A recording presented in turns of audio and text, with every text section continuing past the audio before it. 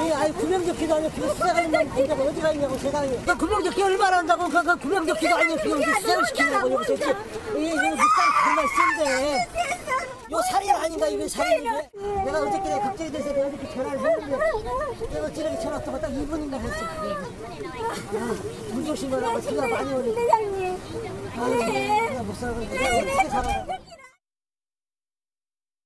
경북 예천군에서 집중호우로 인한 실종자를 수색하던 해병대원이 급류에 휩쓸려 실종됐다가 숨진 채 발견됐습니다. 관련해서 군의 대응에 대한 질타가 쏟아지고 있는데요. 오늘 프레스룸 라이브 첫 번째 앵커의 픽, 이 부분부터 좀 살펴보겠습니다. 민지수 기자, 당시 상황 다시 한번 좀 돌아볼까요?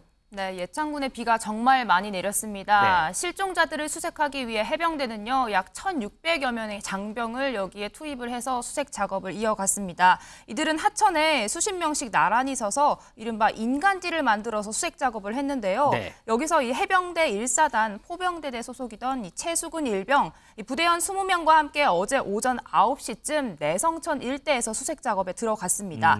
그런데 작업을 하던 중 3명, 최일병을 포함한 3명이 갑자기 지류 하천이 무너지는 상황, 집안이 무너지면서 물에 빠졌다라고 하는데요. 나머지 2명은 헤엄쳐 나왔지만 최일병은 이 호우로 불어난 이 빠른 물살 견디지 못하고 빠져나오지 못한 것으로 알려졌습니다. 네. 이후에 3시간 이후에 2차례 최일병이 발견이 됐었다라고 하는데요. 당시에도 물살이 워낙 빨라서 구조 작업에 실패했었다라고 합니다. 결국 어젯밤 11시쯤 실종 14시간 만에 실종 지점에서 6km 떨어진 인근 하천에서 발견됐다라는 소식입니다. 자, 참 참담한 상황이 아닐 수 없습니다. 자, 여기 사진 하나만 좀 띄워주시겠어요? 자, 여기 사진이 뜰 텐데 오늘 새벽에 고 최수근 일병이 병원으로 포항으로 이송되는 모습입니다. 여기 전우들이 거수 경례를 통해서 마지막 가는 길에 예를 다하는 모습 사진으로 딱 포착이 됐는데요. 임재 변호사, 이 최수병 일병 오늘 상병으로 추서가 됐죠? 그렇습니다. 이제 추서 제도라는 것은요, 이제 국가의 위급 상황에서 자신의 사실 성인하여 귀감이 된 자들에게 사망 당시의 진급보다 하나 더 윗단계의 진급을 시켜주는 그런 제도인데요. 고 최수근 상병의 추서 진급이 해병대 제1사단장의 권한으로 승인이 오늘 되었습니다. 정말 애통함을 금할 수 없는 사안이고요. 국가가 할 수 있는 모든 예우를 고 최 상병에게 다 해야 하지 않나 이런 생각이 듭니다. 이현정 의원님, 네. 지금 논란이 되는 게 우리 조금 전에 이제 영상에서도 계속해서 구명조끼 얘기가 나왔잖아요. 네. 강에 수색을 하러 들어가는 대원들에게 왜 구명조끼를 지급하지 않았냐는 부분이거든요. 군의 설명은 일단 수중 수색이 아니고 수변 수색이기 때문에 지급을 하지 않았다라고 이야기를 하는데 네. 저는 이거는 명백한 작전의 실패라고 봅니다. 이 해난 구조라든지 지금 이제 수해 구조 같은 경우도 이것도 하나의 작전이지 않습니까? 그렇죠. 그럼 작전을 하려면 그 어떤 지대의 어떤 특성, 그다음 물의 깊이라든지 특성 이런 것들을 이미 사전에 파악을 하고 그에 대한 대비적인 어떤 태세를 갖추고 해야 되는 게 기본적인 작전이지 않습니까? 네. 근데 지금 보면 이 불어난 물 때문에 이 속도가 굉장히 빠릅니다. 맞아요. 그러니까 지금 뭐 저 전차 같은 경우도 거의 5분 동안 견딜 수 없어서 다시 나올 정도로 굉장히 빠른 속도잖아요. 아무리 인간띠를 이었다 하더라도 사람의 잡는 이 악력이라는 게 한계가 있거든요. 그렇죠. 그 물에 비해서. 자, 그리고 만약에 이게 유실됐을 경우에 그 하기 위한 이 기본적인 장비들은 다 지급을 해야 되는 거거든요. 지금 소방대원이라든지 이런 분들 같은 경우는 다 고글이라든지 이런 것들 다 지급을 하고 있습니다. 네. 근데 우리 지금 군이 너무 군을 쉽게 생각하고 있는 게 아닌가라는 생각이 들어요. 뭐냐면 그냥 투입하면 된다라는 식의 지금 생각들 이런 것들이 지금 군에 만연하고 있지 않는가. 그리고 또 투입을 할 때 지형지물의 특성이나 이런 것들을 사전에 파악을 하고 적절하게 군을 배치를 해야 되는데 맞아요. 그냥 가서 그냥 구하라라는 식으로 그냥 주먹구구시로 지시를 하니까 이런 문제가 비롯되는 거거든요. 저는 이거는 군 지휘부에 저는 심각한 책임을 물어야 된다고 봅니다. 결국 이것 또한 저는 반드시 작전의 실패다 이런 생각이 듭니다. 우리 김준일 에디터는 어떻게 보세요? 어쨌든 이 지역에 물살이 세다는 거는 예측이 안 된 상황이 아니거든요. 왜냐하면 전날에 그 근방에 장갑차가 갔다가 이 물살이 세갖고 장갑차가 5분 만에 빠져나온 상황이에요. 물론 해병대 해명으로는 뭐 지금 최상병이 숨졌던 그 장소하고는 뭐 한 20km 정도 떨어져 있다 이렇게 해명을 하긴 하는데 어쨌든 같은 내성천이란 말이죠. 네. 그러면 그런 센 물살을 충분히 예상을 할 수 있었던 상황이잖아요. 그러니까 이현종 의원님이 말씀하신 거에 대체로 동의를 하는 게 이 강이 어떤 특성을 가지고 있는지를 이제 파악을 못했다라는 거죠. 여기가 이제 모래강이라고 그러니까 바닥이 모래로 돼 있는데 그래가지고 모래의 특성상 이렇게 쓸려 나가는 거잖아요. 그렇죠, 맞아요. 그래서 이게 뭐 진흙이나 이제 흙으로 단단한 바위로 돼 있는 게 아니니까 그 주민이 최초 119 신고를 한 주민이 이제 언론 인터뷰를 한 거를 보면은 쭉 가다가 갑자기 푹 꺼지는 지역이 있다라는 거예요. 이게 막 이 높이가 막 2, 3m씩 차이가 난다라는 게 있다라는 겁니다. 그러니까 이런 게 있으면 사실은 지역 주민 이거는 이렇게 좀 디테일한 부분은 사실 모를 수도 있거든요. 네. 그러면 지역 주민들한테 물어봤었어야 되는 거죠. 그랬어야죠. 맞아요. 충분히 물어봤었어야 되고 이 지역 주민도 아니 왜 이게 여기가 되게 위험한 모래강인데 왜 거기 들어가 가지고 하는지 이해를 할 수가 없었다. 이런 얘기를 이제 119 신고를 하신 분이 이제 얘기를 했다라는 거예요. 네. 그러니까 기본적인 이제 파악이 안 됐다라는 거고 뭐가 됐든 이 바닥이 뭐 진흙이 됐든 바위가 됐든 모래가 됐든 구명조끼는 입혀야죠. 물에 들어가는데. 그렇죠. 그러니까 뭐 최소한의 이제 장비도 없이 했다라는 거는 이게 그러니까 한마디로 해병대가 우리가 최선을 다해서 수해 복구를 했다. 이거를 이제 언론과 뭐 대통령실, 뭐 행안부, 뭐 국방부에 보여주고 싶었던 거죠. 그러니까 그 선의를 충분히 이해한다고 하더라도 기본 원칙을 지키지 않으면 이렇게 사망 사고, 재난 사고가 난다라는 거를 다시 한번 확인할 수 있었던 좀 안타까운 사고가 아닌가 그렇게 생각이 듭니다. 자, 이렇게 비판이 일면서요. 오늘 국방부가 입장을 내놨습니다. 국방부의 입장 좀 들어보겠습니다. 그 매뉴얼에 대해서는 해병대에는 재난 현장 조치 매뉴얼이 있습니다. 이 부분에 대해서는 공개 여부는 검토 후에 말씀드리도록 하겠습니다. 그리고 소방청에서 말씀을 하셨다는 부분은 확인해 보도록 하겠습니다. 구명조끼는 하천변 수색 참가자들에게 지급이 안 됐습니다. 당시 상황을 고려한다면 구명조끼를 착용하는 것이 맞다고 봅니다. 근데 현장에서 어떤 판단을 했는지 조사를 진행 중이고 규정과 지침을 보완하도록 하겠습니다. 자, 오늘 국방부의 주관 하에 해병대에서 입장을 내놨습니다. 임재 변호사, 네. 지금 구명조끼 지급하지 않은 부분도 실토를 했고 온라인상에서도 이와 관련된 비판들이 무지하게 쏟아지더라고요. 그렇습니다. 온 나라가 슬퍼하고 있고요. 온 나라가 질타를 하고 있습니다. 특히 SNS와 해병대 누리집 자유 게시판을 좀 중심으로요. 각종 비판이 끊이지를 않고 있는데요. 네. 우리 아이가 해병대에 가고 싶다고 하고 있는데 나는 이걸 뜯어 말려야겠다. 어떻게 이렇게 나라를 지키는 군인들에게 나라를 지키는 것이 아니라 오히려 위험에 적극적으로 내몰게 할 수 있느냐 이런 비판이 계속되고 있습니다. 최소한의 안전도 보장해주지 못하고 군인, 우리 장병들을 지금 그냥 내몬 것이냐, 단순히 소모품으로 생각한 것이 아니냐는 지적들이 계속되고 있습니다. 네. 특히 지금 해병대였잖아요. 그렇죠. 해병대 정말 군기와 또 그 자부심으로 똘똘 뭉쳐있는 곳인데 이런 곳에서 전후 동료 하나 지킬 수 없도록 이렇게 내몰았어야 됐냐, 어떤 총체적인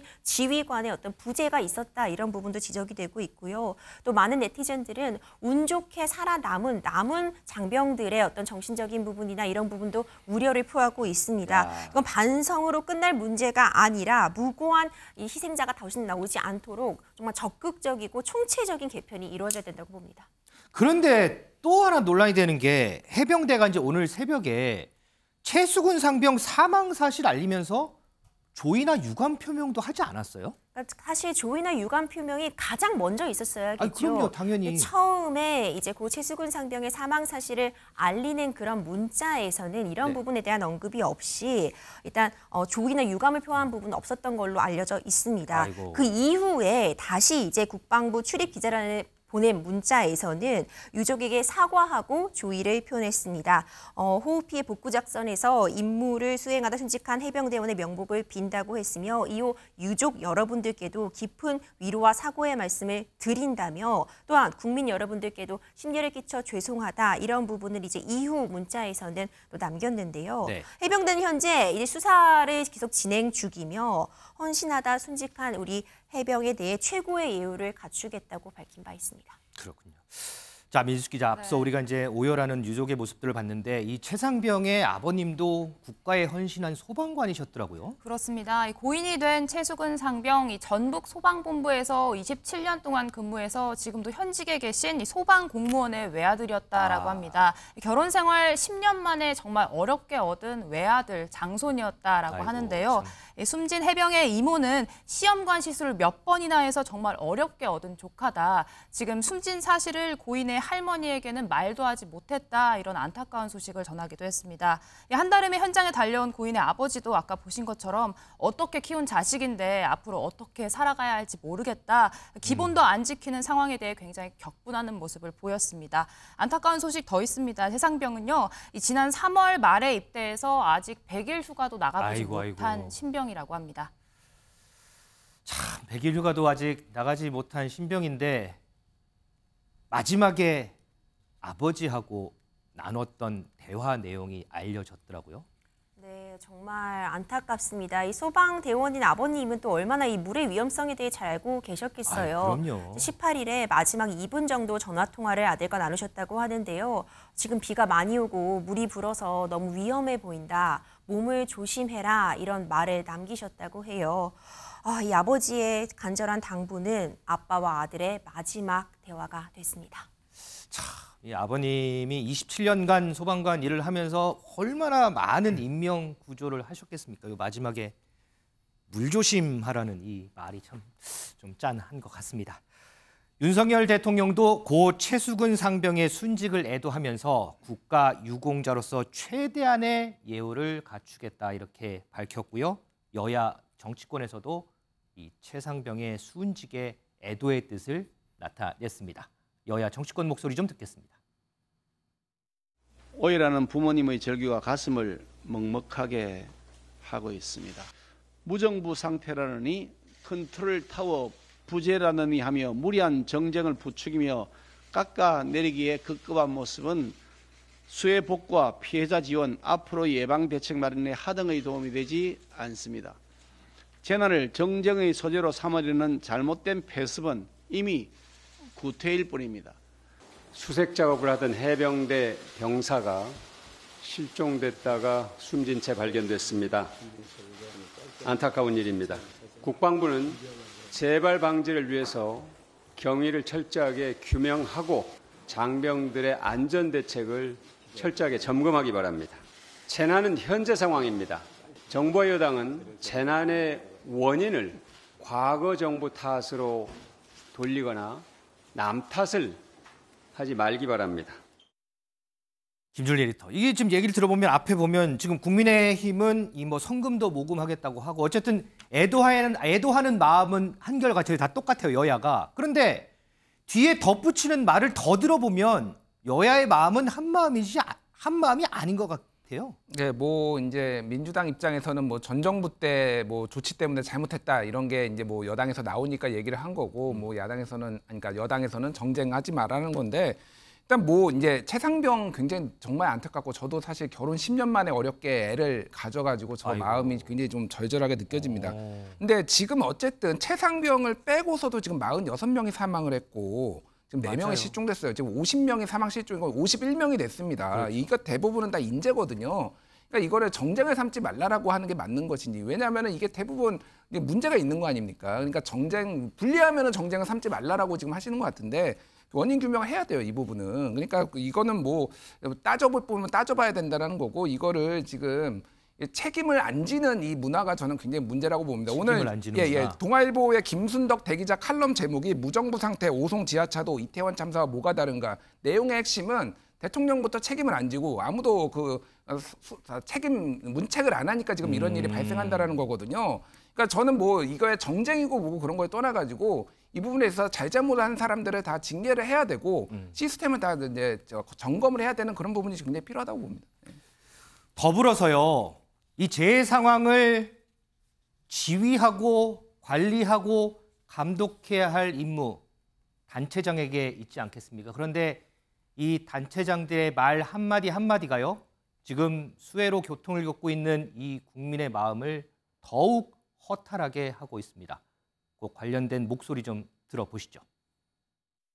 뭐 저도 그런 아쉬움이 있는데 제가 거기 갔다고 해서 상황이 바뀔 것은 없다고 생각합니다. 워낙 이게 지금 골든타임이 짧은 그런 상황에서 전개됐고 제가 생각할 때는 임시 제방이 붕괴되는 상황에서는 어떠한 조치도 또 생명을 구하는 어려움이 있었다고 생각하는데 그럼에도 불구하고 제가 도의 최고 책임자로서 그 현장에 있었어야 된다 그렇게 생각합니다만 더 긴박한 상황을 그때 당시에는 계산된 붕괴를 보고 있었기 때문에.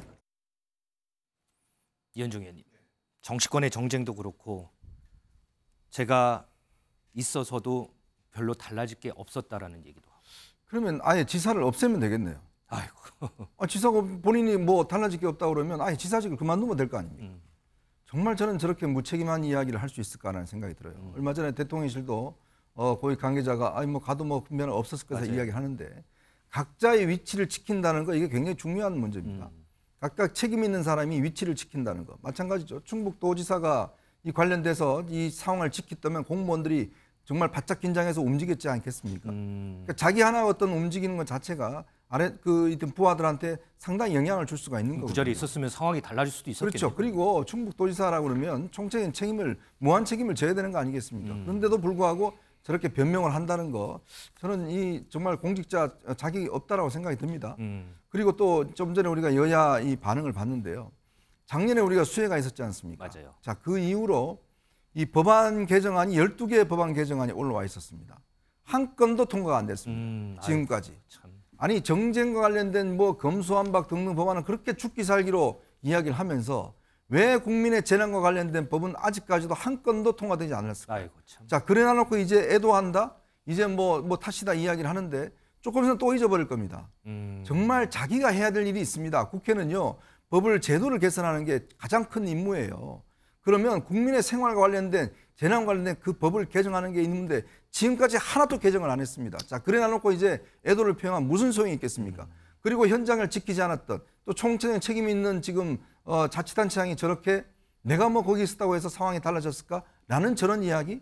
어떻게 저런 이야기가 나올 수 있죠? 정말 이거는 공직자의 국면에 대한 저는 배신이라고 봅니다.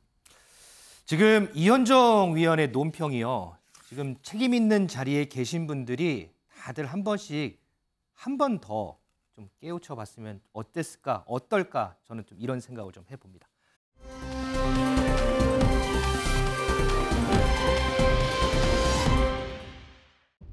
불불을 치는 건 사적인 행동이라고 생각하시는 건가요? 민주당에서 그런 터집 잡지 마세요. 10수년간 내가 했던 원칙입니다. 그거 토요일, 일요일 그 주말에 그걸 갖다가 뭘 터집 잡았다고 볼 때처럼 덤벼가지고 이게 무슨 짓인지 내가 모르겠네. 주말 일정이고 재난 대응 매뉴얼에는 위배되는 일이 없었습니다. 그러나 전국적으로 수혜가 우려되는 상황에서 부적절했다는 지적은 겸허하게 받아들입니다.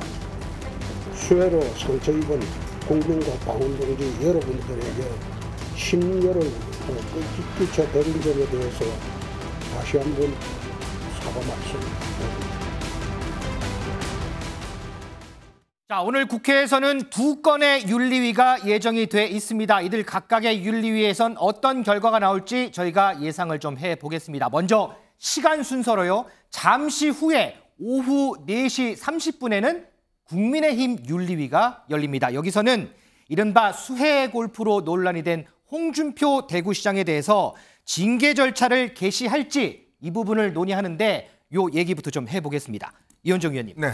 지금 홍준표 시장의 여러 가지 논란들 징계까지 갈 사안이라고 보세요? 당연히 징계를 갈 사안이라고 저는 봅니다. 왜냐하면 지금 말씀드렸지만 일단 홍 시장은 공직자입니다. 네. 대구시장이잖아요. 그리고 또 대선에 도전했던 2차례나 도전했던 분이지 않습니까? 자, 그런데 바로 옆인 경북에서 많은 분들이 산사태로 돌아가셨습니다. 자, 그런 상황에 대구는 비가 안 오니까 괜찮으니까 나는 골프 쳐도 괜찮다? 그러면 그냥 그만두고 골프 계속 치시면 되잖아요. 아이고. 누가 뭐라 그럽니까? 네. 자, 그러니까 우리가 공직자이기 때문에 공직자로서의 책임을 요구하는 거잖아요. 그래서 국민들이 세금으로 월급 주는 거 아니겠습니까? 네. 그리고 본인은 또 오랫동안 정치를 하신 분 아니겠습니까? 전체 국민들이 지금 어떤 상황에 있는지를 알아야 되잖아요. 대구 시민들만 비난한다고 좋은 게 아니라 전국에 있는 비패하는 시민들, 그것 때문에 힘들어하는 분들, 그런 분들을 위해서라도 저렇게 이야기할 수는 없는 거거든요. 더군다나 책임 있는 정치인이 다른 지역엔 저렇게 하는데 내가 주말에 뭐 골프 치는데 그거 갖고 왜 그러냐. 나 사과 안 한다. 저렇게 당당하게 이야기를 하다가 징계를 한다고 그러니까 이제 저렇게 이야기를 하시는데 정말 진심이 뭐죠? 정말 저는 홍준표 지사에 묻고 싶어요. 진심이 그날의 그 이야기가 진심인지 오늘의 사과가 진심인지 그걸 묻고 싶습니다. 징계한다니까 이제 본인이 혹시나 대권 도전에 문제가 생각 같으니까 저렇게 징계하는 그렇게 사과하는 건 아닌지라고 묻고 싶은 거예요. 국민들은 그런 거 씁니다. 조금이라도 공직자들이 국민의 마음을 좀 이해하기를 원하는 거 아니겠습니까? 그거에 좀 희생을 해주기를 원하는 것이고 그래서 공직자를 하는 거 아니겠습니까?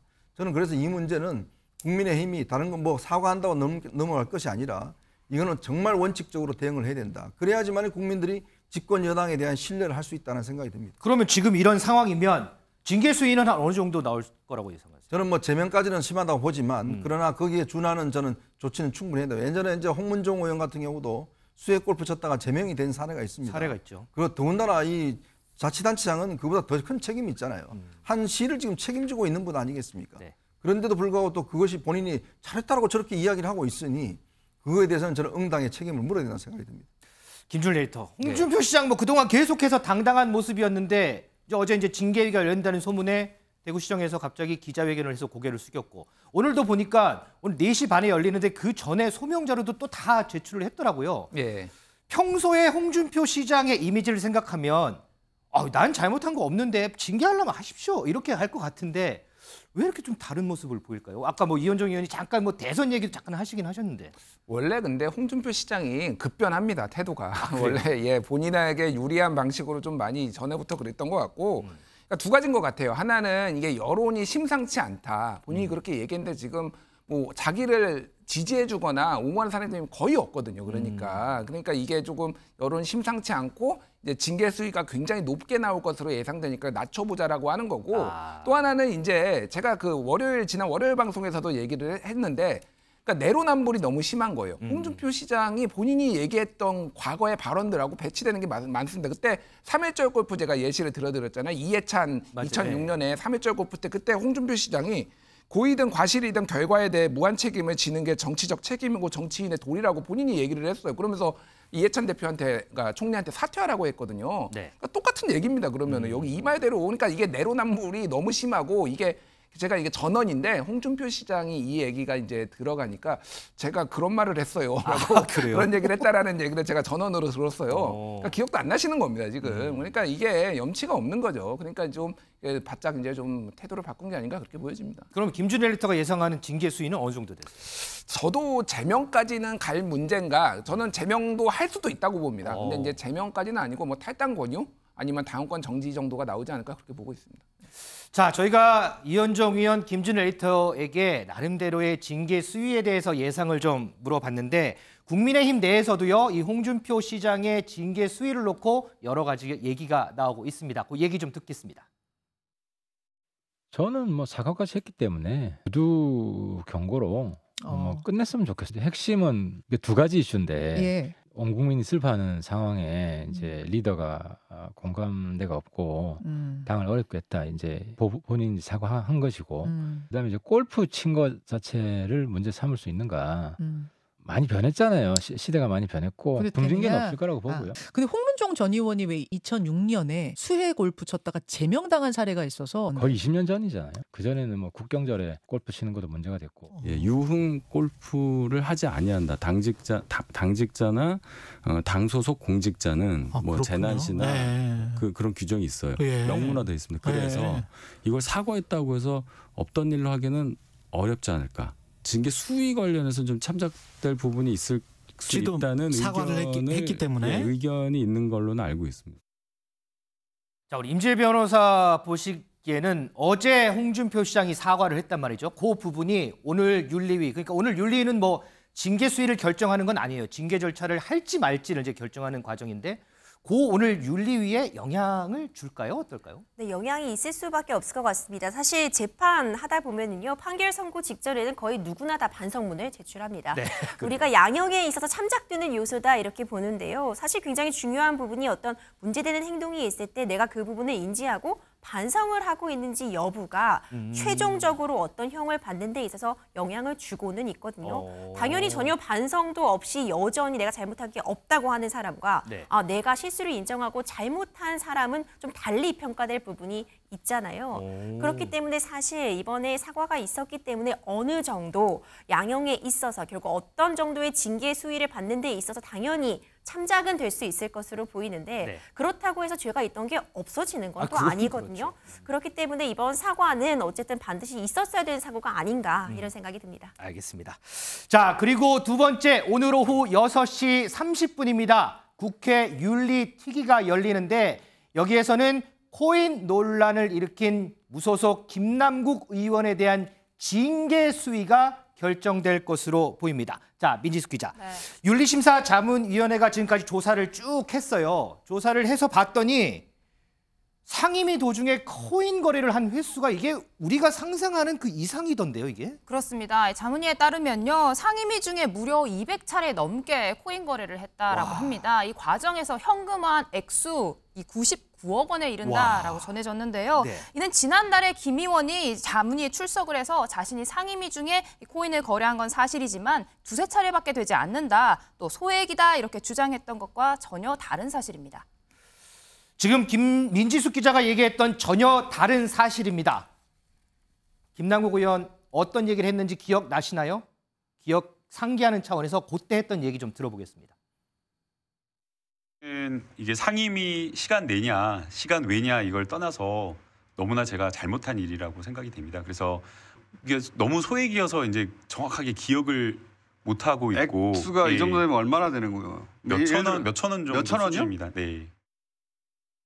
이현종 의원님. 어쨌든 뭐 상임위가 열리는 도중에 코인 거래한 거는 잘못했다 이렇게 시인을 했어요. 그런데 우리 지금 민지숙 기자 설명대로 코인 거래 횟수, 금액 이거 들어보면 이거는 좀 다른 얘기 아니에요? 제가 국회의원들한테 킬러 문제를 한번 낼게요. 킬러 문항이요? 김남국 의원은 국회의원일까요? 코인 투자가일까요? 라고 묻고 싶습니다. 자, 이 내용을 보면요. 국회의원이 아니고 이분은 투자가예요. 코인 투자가입니다. 그러니까 사실상 겉으로는 국회의원인 척하면서 실질적인 모든 활동들은 다 코인 투자로 지금까지 활동해 온 겁니다. 자, 그 문제에 대해서 국회가 아무런 조치도 못 내린다 그러면 이거는 국회의 권위에 대한 저는 심각한 손상이라고 봅니다. 국민에 대한 배신이죠. 왜냐하면 우리가 국회의원 300명 뽑아서 국민을 대신해서 일해 주기 위해서 보좌관들 9명도 하고 그다음에 1억 5천만 원 상당이 되는 세비도 주고 많은 혜택을 주지 않습니까? 많은 특권을 주지 않습니까? 네. 그럼 국민을 대신해서 일 좀 해달라고 하는 거 아니겠어요? 본인도 그걸 위해서 안산다른구 그 국민들에게 그걸 해서 국회의원이 된 거 아니겠습니까? 근데 지금 상황을 보니까 뭐 어마어마한 지금 투자를 했습니다. 상임위 시간이든 화장실을 가서든 투자를 했어요. 수십억에 달하는 투자를 했습니다. 근데 또 국민들한테 거짓말까지 했어요. 자, 저는 1,000원, 몇천 원밖에 안 했어요. 거짓말까지 했습니다. 이런 분을 계속 국회의원은 놔둬야 되나요? 그러면 놔둔다고 윤리심사위원회 결정한다고 그러면 앞으로 윤리심사위원회는 그 어떠한 국회의원도 저는 처벌하지 못합니다. 이런 것이 처벌하지 못하면 그다음에 다른 국회의원들은 어떻게 처벌하겠어요? 그거는 저는 국회의 어떤 자존감, 국회의 존엄을 위해서라도 저는 반드시 이거는 제명 처분을 해야 된다는 생각이 듭니다.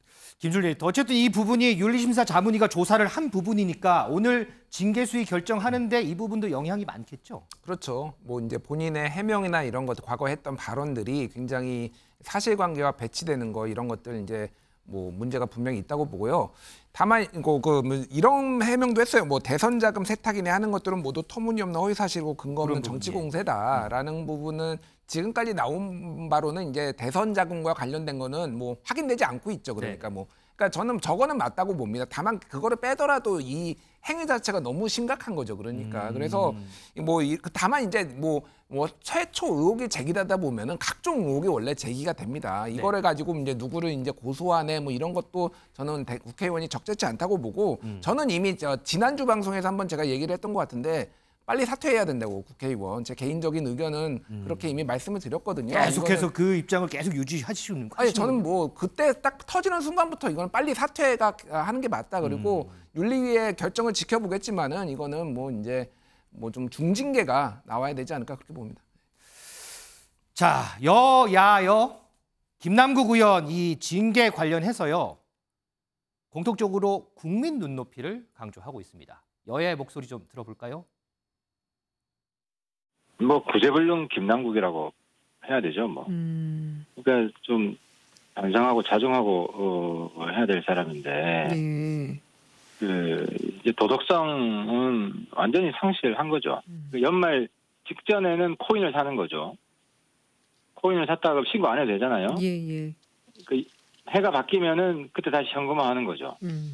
그러면서 이제 신고 재산이 축소되는 거거든요. 예, 이런 게 뭐 예. 재산 은폐죠. 예. 그래서 국회의원으로서 직무 수행 중에 상임위 활동 기간 중에 어쨌든 그 가상화폐 거래한 것은 매우 잘못된 거 아니겠습니까? 저는 뭐 다만 그 사실관계를 정확히 파악해갖고 그 네. 사실관계에 맞는 정도의 어쨌든 징계가 이루어져야 된다고 보고 있고요. 뭐 피할 수 없는 거 아니겠습니까? 다만 윤리자문위원회에 계신 분들이 전부 다 외부 인사들입니다. 예. 그분들이 국민들의 입장에서 국민들의 눈높이에서 적절하게 조언하지 않겠나 생각합니다. 자, 홍준표 시장 그리고 김남국 의원, 저희 방송 이후에 열릴 두 건의 윤리위 결과 어떻게 나올지 저희가 잘 종합해서 다시 전해드리도록 하겠습니다.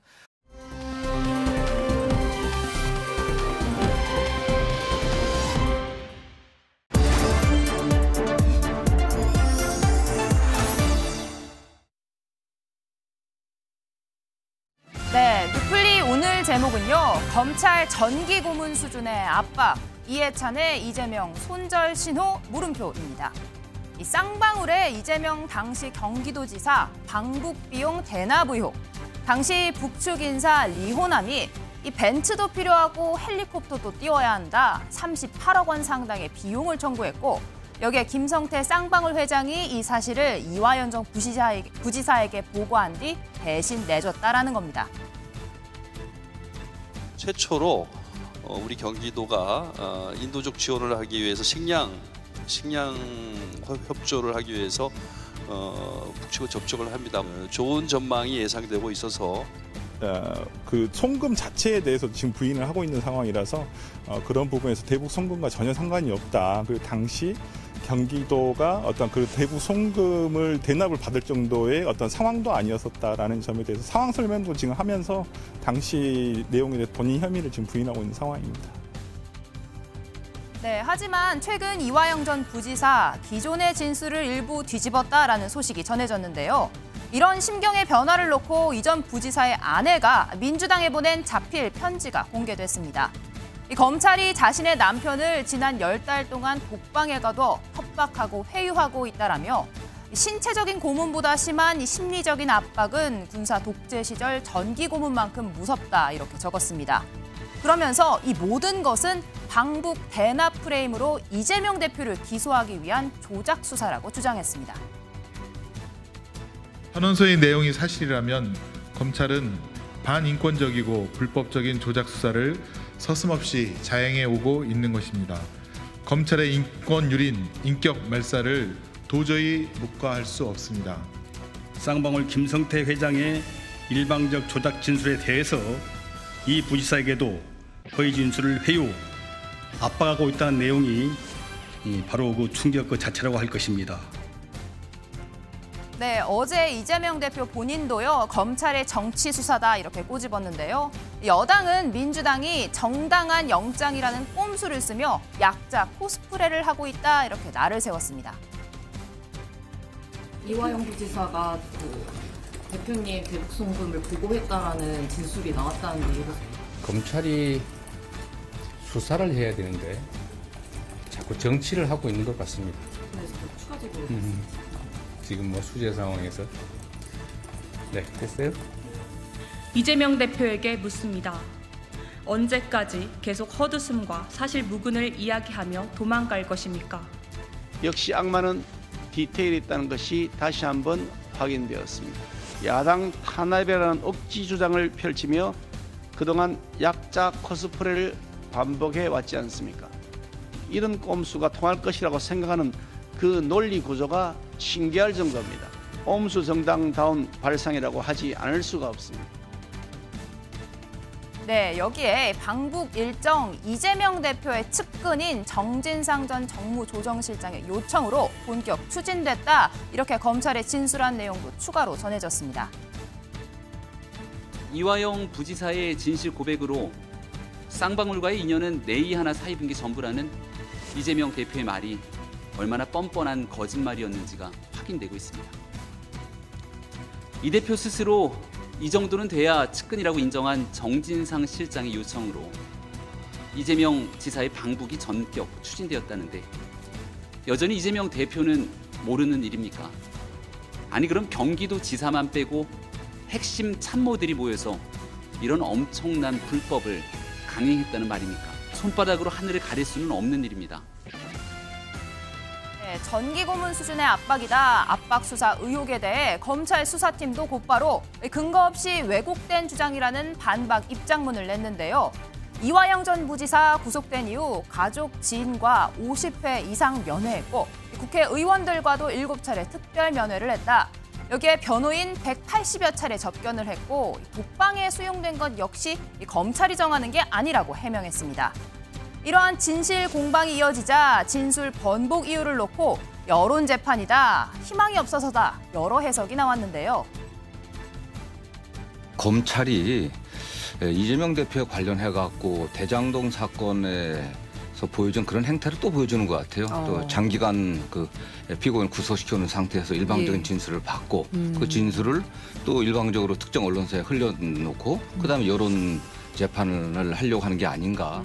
이화영 부지사가 모시고 있던 이재명 지사를 위해서 자기가 헌신적으로 희생하는 십자가를 진다 하더라도 그게 한계가 있을 거예요. 아니 말로 1년 이후에 대선이 있어가지고 이재명 지금 현재 민주당 대표가 차기 이제 대통령이 될 수 있다는 그런 절대적인 여건과 희망이 현실화될 수 있는 그런 상황이면 아마 이화영 부지사가 버틸지도 몰라요. 네, 무엇보다요 이해찬계의 인물인 이화영 전 부지사가 진술을 갑자기 바꾼 것 이 자체로 민주당 내부의 내홍으로 이어질 수 있다 이런 전망도 나왔습니다. 이제는 결정적인 그 증언이 나왔기 때문에 민주당 안에서도 좀 내홍이 심해질 가능성이 큰 게 이화영 그분은 이해찬 사람이거든요. 그러니까 이제 이해찬 대표가 손절했다 이재명을 그런 신호로 해석될 것 같아요. 그러면은 체포동의안이 날라오면 찬성하는 표가 이번에 훨씬 더 많아질 가능성이 있을 것 같아요. 네, 김준일 에디터님, 이화영 전 부지사 진술을 바꾼 이유요. 이 아내가 쓴 편지입니다. 검찰이 매일 독방에서 조사를 했고 협박하고 회유했다 이런 이야기가 나오는데요. 지금 시대가 시대인 만큼 검찰이 회유해서 협박해서 진술을 바꿨다 이런 주장 어떻게 보셨습니까? 그러니까 요거는 조금 다 하나하나 좀 봐야 될 것 같아요. 그러니까 검찰이 무리한 수사를 해왔던 거 예를 들면 별건 수사로 이렇게 압박을 하는 거 이런 거는 굉장히 많았어요. 그러니까 예전부터 많았고 야 이거 불면은 다른 거 이거 풀어줄게, 이거 수사 안 할게, 이거는 여러 언론 보도나 굉장히 많았다라는 거는 주지의 사실이고 최근에는 저는 굉장히 부적절하다고 보는데 조국장 전 장관한테 혐의 인정하면은 딸 기소 안 하겠다, 조민 기소 안 하겠다 이런 것까지 있잖아요. 그러니까 있었죠. 그냥 문제가 있으면 기소를 하면 되고 안 하면 되는 건데 이런 식으로 해왔던 거는 사실이지만 다만 이화영 요건에 대해서 정말로 이렇게 완전히 없는 거를 지금 지어서 낸 것인가에 대해서는 이제 따져볼 부분이 많다라는 거죠. 왜 그러냐면은 그러니까 지금 확인된 거는 어쨌든 500만 달러 스마트팜 그리고 300만 달러 이 방북 대가 이거를 쌍방울이 이제 북에 보냈다라는 거는 이제 김성태 회장부터 해가지고 다 인정을 한 사실이잖아요. 네. 그러니까 왜 그러면 보냈느냐라고 했을 때는 이거는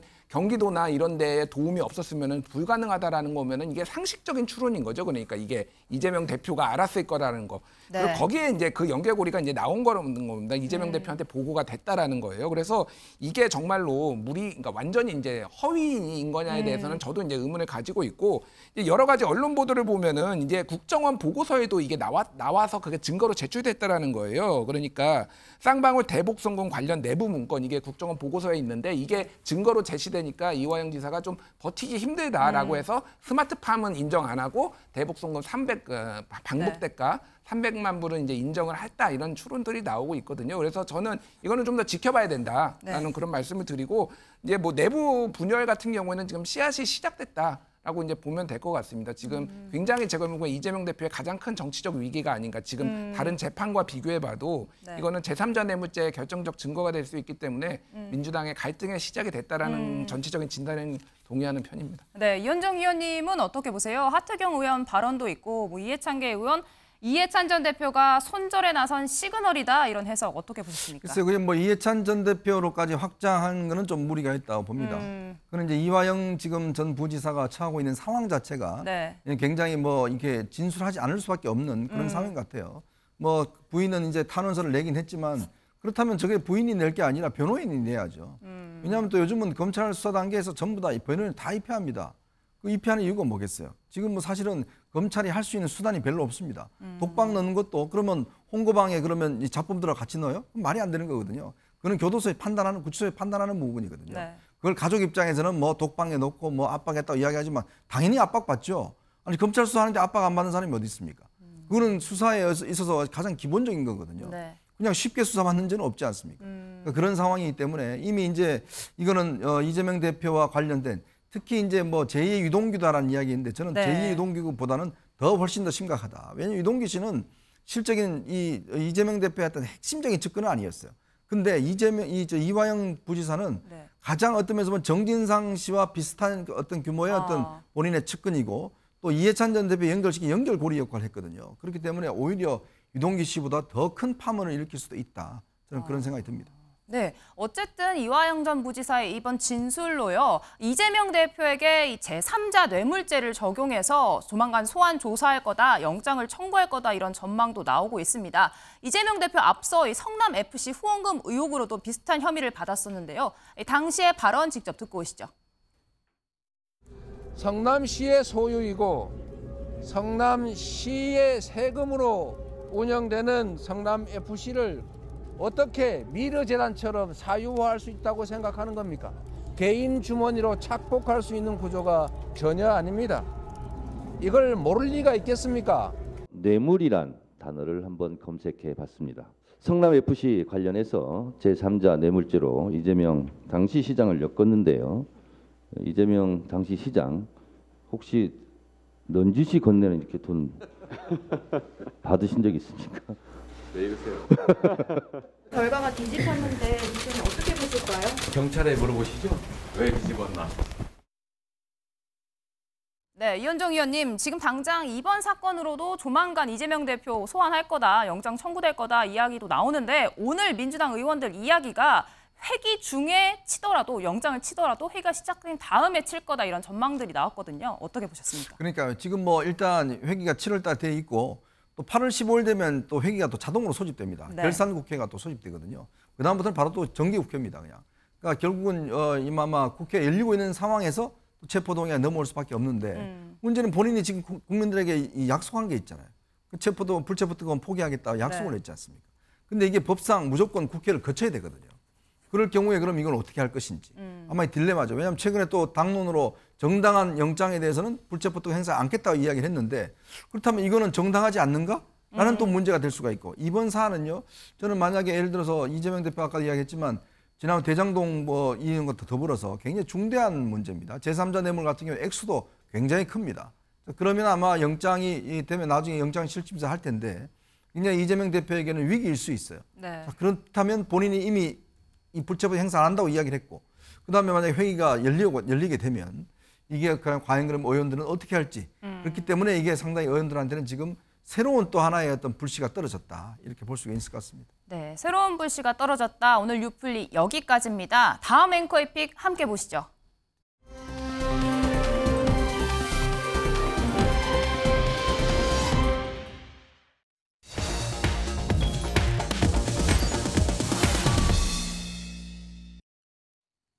서울의 한 초등학교 교사가요.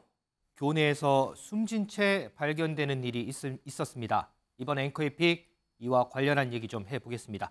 임재 변호사, 이게 언제 벌어진 일이죠? 네, 이틀 전이죠. 18일 오전에 학생들이 등교하기 전 1학년 담임을 맡고 있는 한 교사가 교내에서 숨진 채 발견이 됐습니다. 아하. 학교 관계자에 의해서 발견이 되었고요. 아이들은 등교 전이라 아이들이 이 모습을 보지는 않았다고 합니다. 지금 현재 정확한 그 사망 원인에 대해서 조사가 진행이 되고 있습니다. 지금 뭐 경찰 조사 중인 거죠, 그러면? 그렇습니다. 경찰 조사가 진행이 되고 있고요. 지금 일단 이 사망한 교사에 대해서 추모의 발길도 이어지고 있습니다. 이 서초구에 위치한 이 초등학교 앞에 지금 계속 이제 꽃과 이제 아이들의 어떤 메시지들 또 동료 교사들의 어떤 메시지들이 지금 남겨지고 있는데요. 특히 뭐 14년차 초등학교 교사로 재직 중이라고 밝힌 이 이모 교사는 출근 전에 이 교문을 찾아와서 국화꽃을 놓고 묵념을 하면서 교사도 누군가의 소중한 자녀임을 좀 알아달라. 부푼 꿈을 안고 부임을 했을 텐데 정말 안타깝다. 정말 좋은 선생님이셨다. 이 교사의 죽음은 그의 잘못이 아니다. 이런 또 위로의 메시지들이 남겨지고 있습니다. 민지숙 자, 그런데 일각에서는 뭐 유력 정치인 집안에게 뭐 상당히 시달렸다 이런 추측도 나오던데요. 맞습니다. 온라인 커뮤니티에요. 이 3선 국회의원의 자녀가 이 학교에 있었고 해당 자녀의 학교 폭력 문제로 숨진 고인이 고생을 했다, 마음고생을 했다 이런 주장이 나왔습니다. 일단 학교에서도 언급되는 정치인의 자녀는 해당 학급에 없다. 문제 국회의원으로 지목된 인물이 있습니다. 이 3선 한기호 국민의힘 의원인데요. 직접 해명 입장문을 냈습니다. 어젯밤부터 지금까지 루머에 시달리고 있다라면서 이 사고가 난 초등학교에 자신의 손자, 손녀인 재학생은 없다. 자신의 손주는 중학생이다. 이렇게 직접 입장문을 내며 사실관계 해명에 나섰습니다. 근데 이것뿐만 아니고 막 이런저런 얘기들이 많이 나오니까 학교 측에서도 직접적으로 또 해명을 하더라고요. 맞습니다. 학교에서 무리한 억측과 기사 댓글들로 지금 숨진 고인의 명예를 훼손하거나 어린 학생들의 상처를 받지 않도록 조심해달라 이런 안내문을 냈습니다. 그러면서 몇 가지 사실관계를 바로잡는 직접 입장문을 냈는데요. 해당 학급에 학교폭력 신고가 들어온 적도 일단 없고 숨진 고인은 학교폭력 업무를 전담하지도 않았다. 그리고 2년차 신임교사에게 담임이 2번이나 바뀐 어려운 반을 줬다라는 이런 루머에 대해서도 애초에 해당 학급은 담임이 교체된 적도 없다 이렇게 사실관계를 바로잡았습니다. 이 조희연 서울시 교육감은요 페이스북에 이런 글을 남겼는데요. 이 사망 원인에 대해 아직까지 경찰 조사 파악이 끝나지 않았다라면서 이 수사 결과가 나올 때까지 구성원들이 받을 충격을 감안해 주시길 간곡히 당부드린다 이런 글을 올렸습니다. 이현정 의원님, 지금 이 교사 사망 원인에 대해서 이제 수사가 진행 중이기 때문에 어느 것 하나 지금 단정할 수 없는 상황이에요. 그렇죠. 그럼에도 불구하고 온라인 등 막 이런 데 보면 확인되지 않은 사실들이 막 무분별하게 퍼져요. 지금 한기호 의원 조금 전에 민지숙 기자가 설명했지만 그 사례도 그렇고 계속 막 해명을 하는 뭐 이런 일도 있었고. 그러니까요. 저도 아침에 이 소식을 듣고 깜짝 놀라서 이제 한기호 의원 측하고 연락해 보니까 본인 전혀 뭐 펄펄 뛰더라고요. 네. 전혀 본인은 손자가 그렇게 될 나이 때도 없고 전혀 근거가 없는데 이미 어제 저녁부터 사실인 것처럼 다 퍼지고 아름아름으로 한기호 의원이래 뭐 이런 이야기 나오니까 본인으로서는 굉장히 피해가 컸던 것 같습니다. 그렇죠. 그러니까 이런 일이 생기면 이게 특정되지 않는 이런 여러 가지 이야기들이 많이 오고 가고 있거든요. 이게 좀 거치지 않는 것이고 빨리 언론들이 이런 것들을 좀 확인해서 이제 어떤 걸러내야 될 텐데 지금 뭐 학교 측 이야기나 우리가 알려졌던 학폭 담당이었다 이것도 지금 아니라는 거 아니겠습니까? 그렇죠. 학교 측에서는. 그렇기 때문에 이 문제에 대해서는 좀 더 정확한 사실이 밝혀지기 전까지 이 추측이라든지 또 SNS상의 어떤 허위 사실이라든지 정말 이런 것들은 좀 자제를 해야 될 것 같습니다. 그런데 임주혜 변호사, 이제 일부 교사들 같은 경우에는 이번 사건을 보면서 교권 추락의 한 단면이다 이렇게 보는 시각도 좀 있긴 하더라고요. 그렇습니다. 사실 저도 변호사로 활동하면서요. 최근 한 5년 정도 보면은 학교에서 벌어나는 일 때문에 학생들 간의 싸움이 법적인 분쟁으로 벌어지는 케이스가 눈에 띄게 증가하고 있거든요. 사실상 그 가운데서 선생님의 역할이 참 힘든 게 정말 저도 몸소 느껴졌습니다. 지금 이제 상황이 좀 그렇죠, 선생님. 그렇습니다. 뭐 아이들이 선생님 교탁 앞에 서 있는데 뭐 그 앞에서 휴대폰을 하고 있는 그런 사진들도 사실 인터넷상에서 문제가 많이 됐잖아요.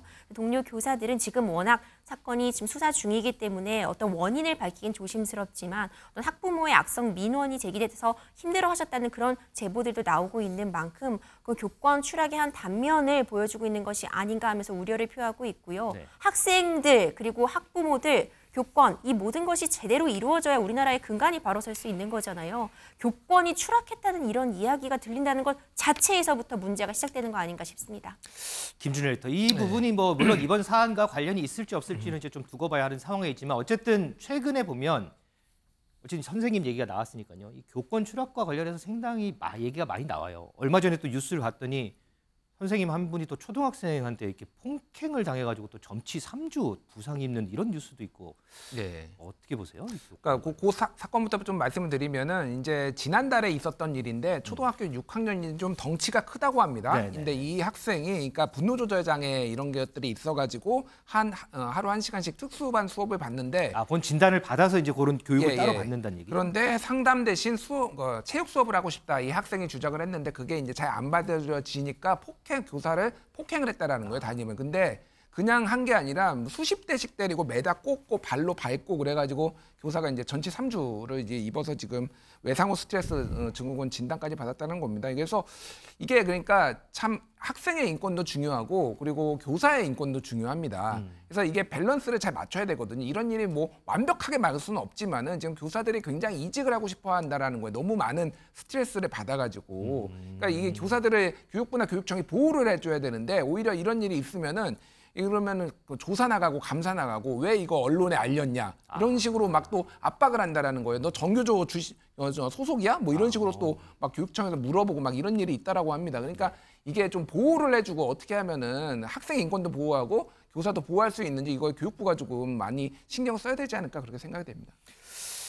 자, 어쨌든 저희는요, 일단 이 사안, 발생한 사안들에 대해서 좀 정리를 해서 말씀을 드렸습니다. 자, 어쨌든 경찰 수사 과정, 내용 저희는 조금 더 지켜볼 생각이고요. 여기서 밝혀지는 내용이 있으면 시청자 여러분께 다시 전해드리도록 하겠습니다.